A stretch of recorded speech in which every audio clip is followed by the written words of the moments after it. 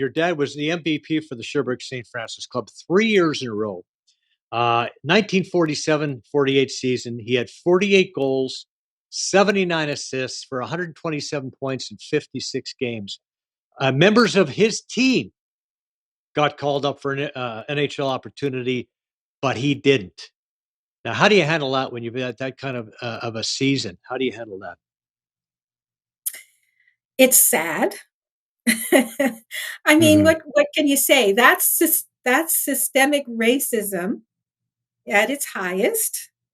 That you 3 years in a row they tell you you're the best player on the team, and you still don't get called up. Now, a lot of people will say, "Well, he did get an invitation to the New York Rangers," and he did in 1947 after his first MVP award. But they didn't offer him the NHL. They offered him a trip to the minors and a 40% pay cut. Mhm. He had three children and a home.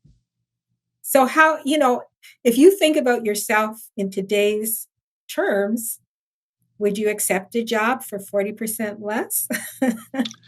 I could you don't know a lot could of you people who would, no. could you do it? That's the Yeah, question. Could yeah. you actually do it? Because even though, yes, the pay and the times, everything was cheaper in relativity to what you're earning, my father needed that money. And one of the good things about who my dad was is he was a very responsible. He was a very responsible person as a husband, as a father, as an employee. And he made the choice to look after his family.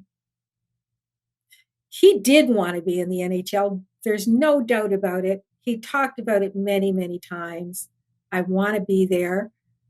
But under those circumstances, really?